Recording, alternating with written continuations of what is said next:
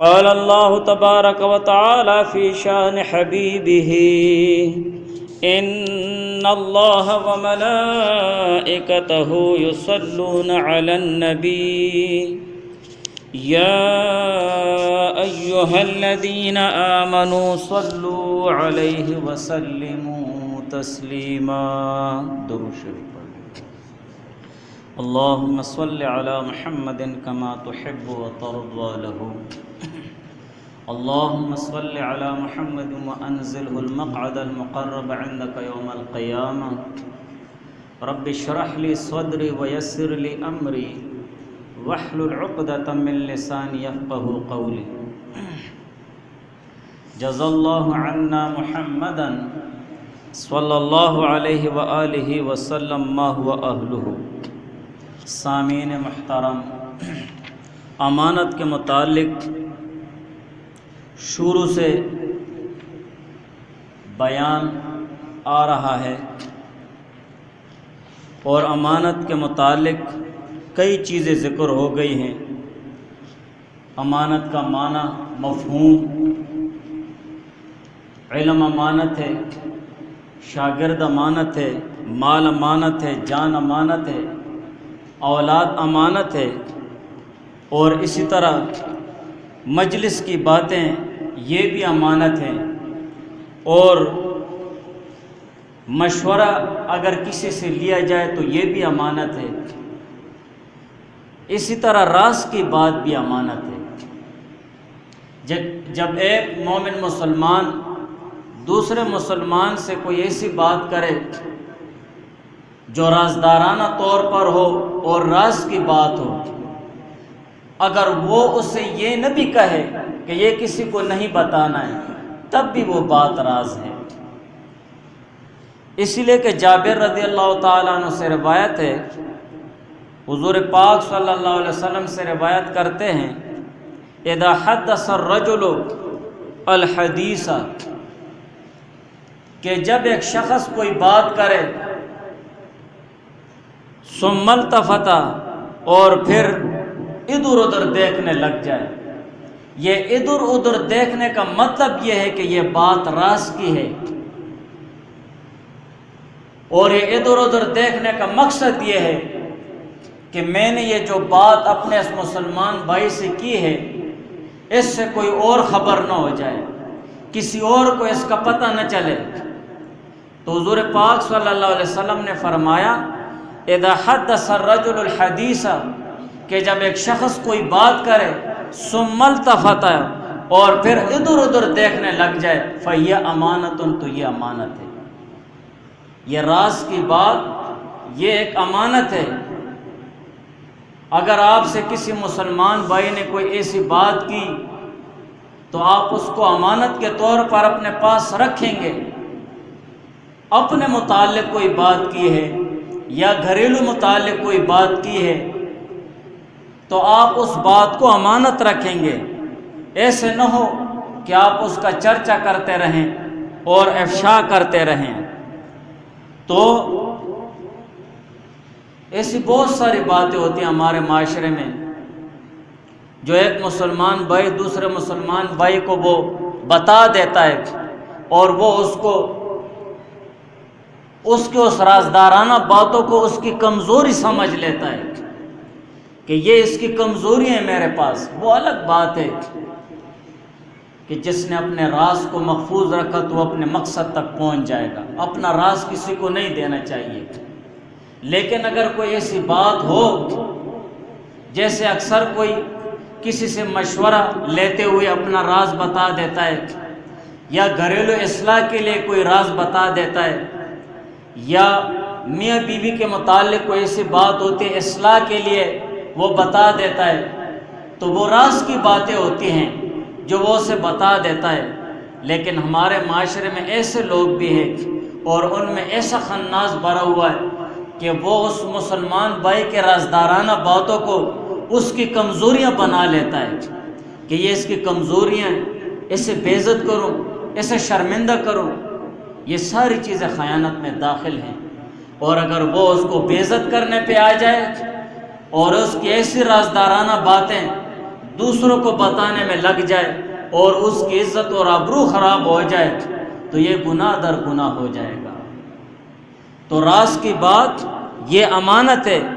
اسی طرح طبرانی میں روایت ہے، حضور پاک صلی اللہ علیہ وآلہ وسلم نے فرمایا، جس میں امانت نہیں اس میں ایمان نہیں، جس میں امانت نہیں اس میں ایمان نہیں، یعنی وہ کامل اور اکمل مومن مسلمان نہیں ہو سکتا، ایمانداری کے اعلیٰ درجے تک نہیں پہنچ سکتا جب تک اس میں امانت داری نہ ہو۔ اور امانت کے متعلق پہلے ذکر ہو گیا کہ اس کا بہت بڑا وسیع مفہوم ہے، بہت معنی آتے ہیں اس کے۔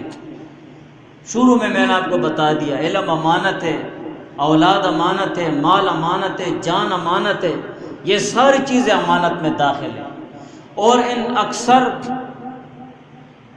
امانت کے مفہوم میں جتنی چیزیں داخل ہوتی ہیں، امانت کے معنی میں جتنی چیزیں داخل ہوتی ہیں، ان چیزوں میں خاص خاص چیزیں ذکر کرنے کا مقصد یہ ہے کہ ہم ان چیزوں کا لحاظ کریں، ان میں احتیاط کریں، ایسے نہ کہ ہمارے بے احتیاطی ہمارے نیک اعمال کو خراب نہ کر دے، اور ہماری بے احتیاطی کسی مسلمان کی آبروریزی، کسی مسلمان کی بے عزتی نہ کر دے، یا ہمارے بے احتیاطی ایسی بے احتیاطی نہ ہو امانت کے متعلق جو بے ایمانی کی طرف لے جائے۔ تو اسی وجہ سے یہ کئی چیزیں امانت کے متعلق وہ ہم ذکر کر رہے ہیں۔ تو حضور پاک صلی اللہ علیہ وسلم نے فرمایا، جس میں امانت نہیں اس میں ایمان نہیں، جس کو عہد کا پاس نہ ہو اس میں دین نہیں۔ عہد و پیمان، وعدہ اور عہد کرنا، اس کا لحاظ نہیں جس کے پاس، تو اس کا کوئی دین نہیں۔ اس ہستی کی قسم جس کے دست قدرت میں حضور پاک صلی اللہ علیہ وسلم کی جان ہے، کسی بندے کا اس وقت تک دین درست نہ ہوگا جب تک اس کی زبان درست نہ ہو۔ دین اور دینداری درست نہیں ہو سکتی اس وقت تک جب تک ایک مومن مسلمان کی زبان درست نہ ہو جائے۔ زبان کے متعلق پہلے کئی وہ احادیث اور وہ ذکر کی تھی، جرمہ صغیر جرمہ کبیر، یہ چھوٹی سی جسامت کا ایک ٹکڑا ہے اور اس کی ساخت بہت چھوٹی ہے، لیکن جرم اس کے بہت بڑے ہیں، اور جرم بھی بہت بڑے ہیں لیکن اس کے اجر ثواب کی چیزیں بھی بہت بڑی ہیں۔ اسی زبان کے ذریعے کہ ایک انسان مسلمان بھی ہوتا ہے، اسی زبان کے ذریعے کہ ایک انسان اسلام سے نکلتا بھی ہے، اسی زبان کے ذریعے وہ اللہ تعالیٰ کے قریب بھی ہوتا ہے اور اللہ تعالیٰ سے دور بھی ہوتا ہے۔ تو زبان، المسلم من سلم المسلمون من لسانہ و یدہ، کہ کامل مسلمان وہ ہے کہ جس کے زبان سے اور جس کے ہاتھ سے دوسرے مومن مسلمان محفوظ ہوں، یہ کامل مسلمان ہے۔ زبان سے محفوظ ہو تو زبان سے محفوظ ہونے کا مطلب یہ کہ اپنے مسلمان بھائی کی غیبت نہ کرے، اس کی چغل خوری نہ کرے، اس کے راز فاش نہ کرے، اس کی ابروریزی نہ کرے، اس کی برائی بیان نہ کرے، اس کی پیٹھ پیچھے کوئی ایسی اور بات نہ کرے جس سے اس کو شرمندگی کا سامنا کرنا پڑے۔ یہ زبان سے محفوظ رکھنا ہے اپنے مسلمان بھائی کو۔ اور ہاتھ سے محفوظ رکھنے کا مقصد یہ ہے کہ اس کو کوئی نقصان مت پہنچاؤ اپنے جسم سے، نہ اپنے ہاتھ سے، نہ اپنے پاؤں سے، کسی طریقے سے بھی اس کو نقصان مت پہنچاؤ۔ یہ ہے اصل مسلمان، یہ ہے اصل مسلمان۔ شاعر کہتے ہیں جراحات السنان لہا التیام ولا یلتام ما جرح اللسان، کہ جو دانتوں سے کاٹا ہوا زخم ہوتا ہے نا وہ بھر جاتا ہے، لیکن زبان کا دیا ہوا گھاؤ وہ کبھی بھی نہیں بھرتا ہے۔ آج ہم مسلمان اپنے زبان سے کتنے مسلمانوں کا دل دکھاتے ہیں، اپنے کتنے مسلمان بھائیوں کو نقصان پہنچاتے ہیں اپنی زبان کے ذریعے، اور اسی زبان کی وجہ سے بہت سارے لوگ اونڈے منہ جہنم میں گرائے جائیں گے۔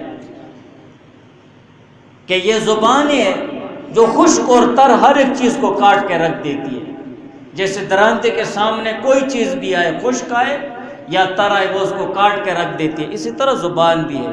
بہرحال حضور پاک صلی اللہ علیہ وسلم نے فرمایا کسی بندے کا اس وقت تک دین درست نہ ہوگا جب تک اس کی زبان درست نہ ہو. اپنی زبان درست رکھنی چاہیے، بہت احتیاط کرنا چاہیے، بہت زیادہ. خصوصاً مجلس میں، ہماری مجلس میں اکثر ہر جگہ یہ بات کرتا ہوں. نماز روزے کے متعلق میں بات کم کرتا ہوں، لیکن یہ بات زیادہ کرتا ہوں کہ اپنے مجلس میں مسلمان کی آبروریزی کا بہت زیادہ خیال رکھو، بہت زیادہ. کوئی بھی مسلمان ہماری زبان سے ہمارے مجلس میں بے عزت نہ ہو جائے. 10 آدمیوں میں ہم اس کی اچھائی بیان نہیں کر سکتے تو کم سے کم اس کی برائی تو نہیں بیان کرنی چاہیے. شریعت بھی اجازت نہیں دیتی ہے. برائی بیان کرو گے اور اس میں موجود ہو تو غیبت ہے، اس میں موجود نہ ہو تو تہمت ہے، اور تہمت بہت بڑی سزا ہے. اس کے قرآن اور حدیث میں ذکر ہوئی ہے، بہت زیادہ وعیدات. تو ہمیں اپنے مجلسوں کا بہت خیال کرنا چاہیے. اور یہ ہم میں بہت زیادہ عام ہو گیا ہے. ہم اپنی بڑائی بیان کرتے ہیں، دوسروں کی برائی بیان کرتے ہیں. اپنی بڑائی بیان کریں گے، دوسروں کی برائی بیان کریں گے. میں اچھا ہوں، ہم اچھے ہیں، وہ برا ہے، وہ برے ہیں. یہ ہماری مجلس کو رونق بنی. ایسا نہیں ہونا چاہیے. بہرحال اور اس کی زبان درست نہ ہوگی جب تک اس کا دل درست نہ ہوگا. جسم میں دل ہے، اگر یہ دل صحیح ہو جائے تو سارے اندام خود بخود صحیح ہو جائیں گے. دل تو دیوانہ ہے نا، یہ دل نہیں ہے. اصل چیز دل کی صفائی. یہ جتنی بھی ہم محنت کرتے ہیں، کوشش کرتے ہیں، عبادت کرتے ہیں، ذکر کرتے ہیں، روزے رکھتے ہیں، اللہ تعالیٰ سے دعائیں مانگتے ہیں، ان ساری چیزوں کا مقصد یہ ہے کہ میرا دل کا آئینہ وہ دھل جائے گناہوں سے، میرا دل کا آئینہ صاف ہو جائے، اس میں اللہ تعالیٰ کی معرفت کا عکس صاف نظر آنے لگ جائے، میں اللہ تعالیٰ کے قریب ہو جاؤں، میرے دل میں صرف اللہ تعالیٰ کی رضا ہو، میرے دل میں صرف اللہ تعالیٰ کی ذات کی محبت ہو، صرف اللہ تعالیٰ کی خوشنودی ہو. ساری چیزیں جتنے بھی ہم کر رہے ہیں اسی کے لیے محنت کر رہے ہیں.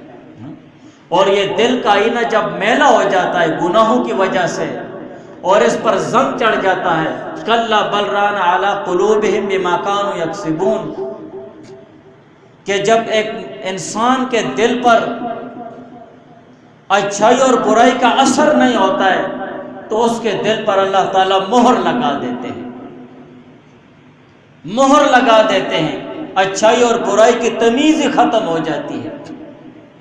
تو اصل چیز مومن مسلمان کے اندر وہ دل ہی ہے کہ وہ دل درست ہو جائے. دل سے ہم ذکر کرتے ہیں، جتنے بھی سلسلے ہیں نا صوفیاء کے، وہ دل سے ذکر کرتے ہیں. آپ نقشبندیہ لے لیں تو دل سے ذکر کرتے ہیں کہ یہ ہم وقت ذکر کرنے لگ جائے، دل سے اللہ پڑھتے ہیں. آپ قادریہ لے لیں، اگر وہ ذکر بالجہر کرتے ہیں تو وہ دل سے آواز نکالتے ہیں، یہاں سے نہیں نکالتے ہیں ہو کر کے، یہ دل سے نکالنی پڑتی ہے. اور اسی طرح لے لو.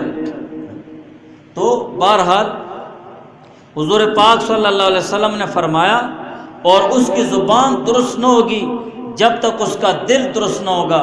اور جو کوئی کسی ناجائز راہ سے کوئی مال پائے گا، مال کے متعلق انشاءاللہ ذکر کروں گا، جائز اور ناجائز چیزیں، حرام مال، حلال مال، اور جو جائز طریقے ہیں سارے وہ انشاءاللہ کوشش کریں گے کہ محرم کے بعد ذکر کریں. اور کوئی مال کمائے کسی ناجائز راہ سے اور اس میں سے خرچ کرے گا تو اس کو اس میں برکت نہیں دی جائے گی، اور اگر اس میں سے خیرات کرے گا تو وہ قبول نہیں کی جائے گی، اور جو اس میں سے بچا رہے گا وہ اس کو دوزخ کی طرف سفر کا توشہ ہوگا. بری چیز کا کفارہ نہیں بن سکتی، البتہ اچھی چیز کا کفارہ بن سکتی ہے.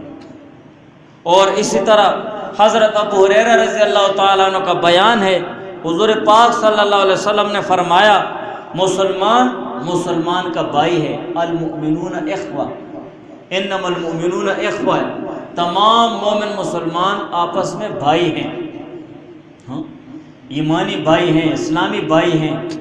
تو مسلمان کا بھائی ہے، وہ دوسرے بھائی سے خیانت نہیں کرتا، اس سے جھوٹ نہیں بولتا۔ یہ مومن کی شان نہیں ہے کہ وہ اپنے مومن مسلمان بھائی کے ساتھ جھوٹ بولے، وہ اپنے مومن مسلمان بھائی کے ساتھ خیانت کرے کسی چیز میں بھی ہو، اور نہیں اسے ذلیل و رسوا کرتا ہے۔ یہ مسلمان کی شان نہیں ہو سکتی ہے کہ وہ اپنے دوسرے مسلمان بھائی کو ذلیل و رسوا کرے۔ ہر مسلمان کی عزت، مال اور خون دوسرے پر حرام ہے، بغیر شرعی طریقے کے ساتھ اور شرعی اصولوں کے بغیر کسی مسلمان بھائی کا مال نہیں لیا جا سکتا، کسی مسلمان بھائی کی عزت نہیں لی جا سکتی، اور نہ کسی مسلمان بھائی کی وہ بھائی کا خون لیا جا سکتا ہے۔ اور پھر دل کی طرف حضور علیہ السلام نے اشارہ فرمایا کہ تقوی یہاں موجود ہے، پرہیزگاری یہاں ہوتی ہے، جسم میں نہیں ہے پرہیزگاری، لباس میں نہیں ہے پرہیزگاری کہ آپ سر نیچے کر کے پھرتے رہیں اور دل میں تکبر بھرا ہو، حسد بھرا ہو، بغض بھرا ہو، اور مسلمان بھائیوں کے لیے برائی بھری ہو۔ تو تقوی گردن میں نہیں ہے، جسم میں نہیں ہے، لباس میں نہیں ہے، اصل تقوی اور پرہیزگاری دل میں ہے کہ دل سے مومن مسلمان ایک دوسرے مومن مسلمان کی عزت کرے، وہ دل سے ایک مومن مسلمان دوسرے مومن مسلمان کا خیال رکھے اور اس کو رسوا بھی نہ کرے، اس کے ساتھ جھوٹ بھی نہ بولے اور اس کے ساتھ خیانت بھی نہ کرے۔ اور پھر حضور علیہ السلام نے فرمایا کسی آدمی کے لیے برا ہونا اتنا ہی کافی ہے کہ وہ اپنے مسلمان بھائی کو حقارت کی نگاہ سے دیکھے۔ بس جو مومن مسلمان بھائی دوسرے مومن مسلمان بھائی کو حقارت کی نظر سے دیکھے، ذلت کی نظر سے دیکھے، اس کے لیے اتنا ہی برا ہونا کافی ہے، بس اس سے برا اور کوئی بھی نہیں ہے۔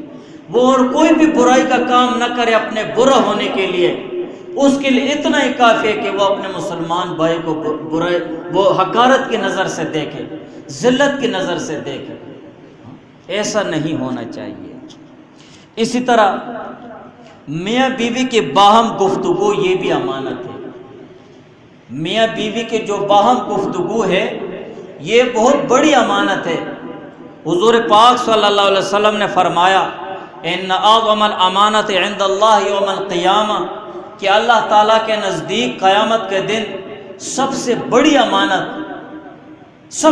امانت وفی روایت، اور ایک دوسری روایت میں ہے ان من اشر الناس عند اللہ منزلۃ یوم القیامہ، کہ قیامت کے دن اللہ تعالیٰ کے نزدیک سب سے برا شخص قدر و منزلت کے اعتبار سے، قدر منزلت کے حوالے سے سب سے برا شخص اور شریر شخص وہ ہوگا الرجل یفضی الی امرأتہ، وہ شخص ہوگا جو اپنی بیوی سے ہم بستر ہو، وہ تفضی الیہ، اور اسی طرح بیوی اس کے ساتھ ہم بستر ہو، ثم ینشرھا، اور پھر اس راز کو وہ فاش کرے، پھر وہ اس راز کو ختم کر دے، ایک سے بیان کرے، دوسرے سے بیان کرے۔ یہ ہمارے معاشرے میں بہت بری بات ہے۔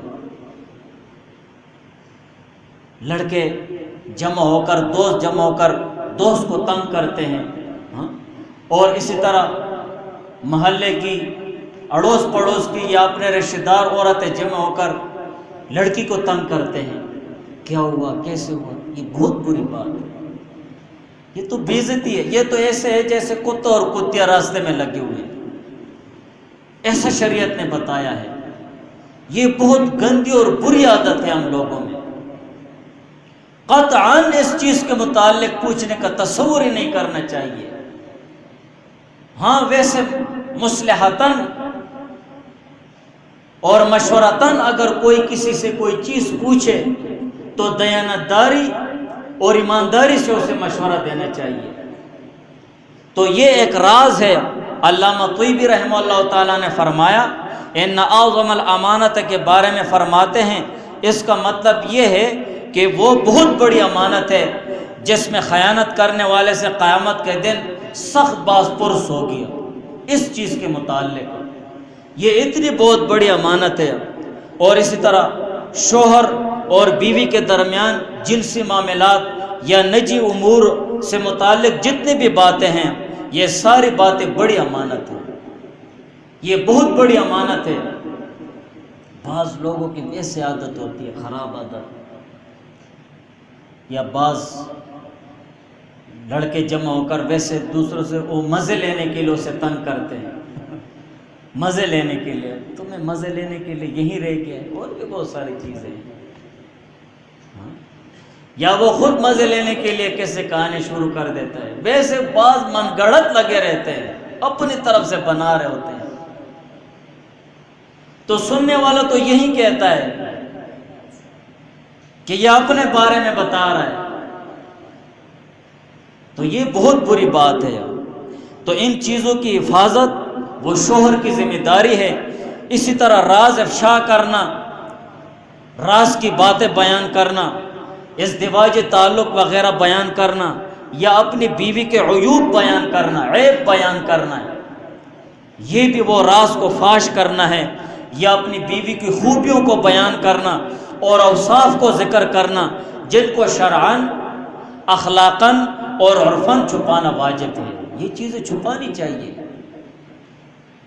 ان کا ڈنڈورا نہیں پیٹنا چاہیے۔ اور ابن مالک رحمہ اللہ تعالیٰ فرماتے ہیں کہ حضور علیہ السلام کے اس ارشاد گرامی کا مطلب یہ ہے، ان اعظم الامانۃ عند اللہ یوم القیامہ، کہ قیامت کے دن اللہ تعالیٰ کے نزدیک سب سے بڑی امانت، اس کا مطلب یہ ہے کہ خاوند اور بیوی ان میں سے ہر ایک دوسرے کی جو افعال ہیں اور اقوال ہیں، ایک دوسرے کے امین ہیں، امانت دار ہیں، ایک دوسرے کے خیال رکھیں گے، ایک دوسرے کی باتوں کو وہ فاش اور افشا نہیں کریں گے اور اس کا چرچا نہیں کریں گے۔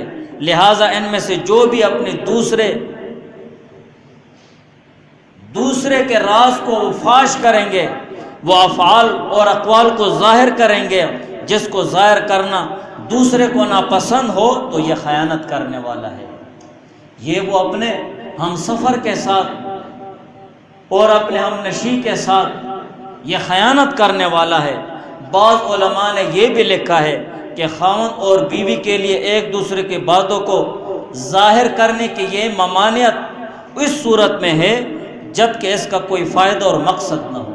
ہاں کوئی مقصد ہو، کوئی مشورہ لے رہا ہے، یا کوئی اپنے کوئی عذر بتا رہا ہے، کوئی تکلیف بتا رہا ہے، کوئی پریشانی بتا رہا ہے، اور اسی غرض سے بتا رہا ہے کہ یہ مجھے مشورہ دے گا، مجھے کوئی صلاح دے گا، مجھے کوئی چیز دے گا، مجھے کوئی علاج کے لیے بتائے گا، تو یہ کوئی مقصد ہے، اس کا کوئی مقصد ہے، کوئی فائدہ ہے، اسی حوالے سے اگر بتایا جائے تو اس میں کوئی ممانعت نہیں ہے۔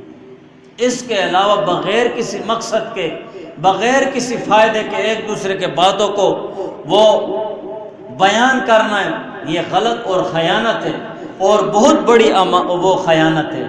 تو ان چیزوں کا بہت زیادہ خیال، اور ہر کسی کو بتانا بھی نہیں چاہیے۔